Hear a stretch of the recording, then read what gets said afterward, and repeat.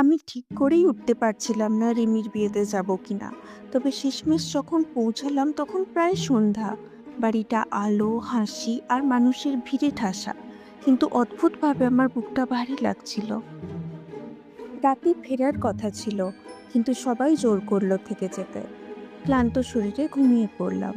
সকালে উঠে দেখি ফোনে অসংখ্য মিসড কল, বাড়ি আর অফিস দুই জায়গা থেকেই। হঠাৎ চোখে পড়ল এক অচেনা ছেলে, নাম নিলয়। সে একদম স্থির হয়ে বসে শূন্য চোখে দেওয়ালের দিকে তাকিয়ে আছে। জিজ্ঞেস করতেই বলল, গতকাল সারা রাত এই বাড়িটাই খুঁজছিলাম।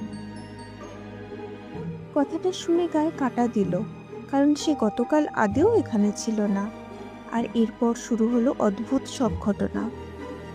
একজন কুঁজো হয়ে হাঁটা বৃদ্ধা যেন হঠাৎ কোথা থেকে সামনে এসে দাঁড়ালো।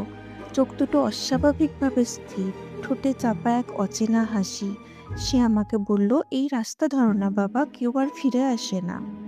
আর সবাই নিষেধ করা সত্ত্বেও আমি পৌঁছে গেলাম এক পরিত্যক্ত বাড়িতে। ঘরের ভেতরে ঢুকেই টের পেলাম এখানে কেউ একা থাকে না। হঠাৎ চারিদিক কেঁপে উঠল এক বিকট চিৎকারে। চোখের সামনে মুহূর্তের মধ্যে আগুন জ্বলে উঠল, দেওয়াল মেঝে সবকিছু লাল আলোয় ভেসে গেল। আমি স্পষ্ট করে কাউকে দেখতে পাচ্ছিলাম না, তবু অনুভব করছিলাম কিছু একটা আছে ঠিক আমারই পিছনে দাঁড়িয়ে। ঘাড়ের কাছে বরফের মতো ঠান্ডা শ্বাস পড়তেই শরীরটা পুরো জমে গেল। হঠাৎ কেউ যেন ফিসফিস করে বলল আমার নাম। পেছনে তাকানোর সাহস হলো না আমার।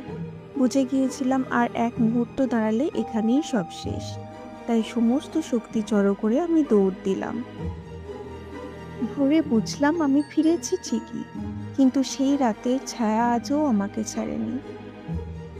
গল্পটা যদি আপনাকে শিউরে উঠতে বাধ্য করে, তাহলে লাইক করুন, শেয়ার করুন আর এমন আরও গল্পের জন্য চ্যানেলটি সাবস্ক্রাইব করুন।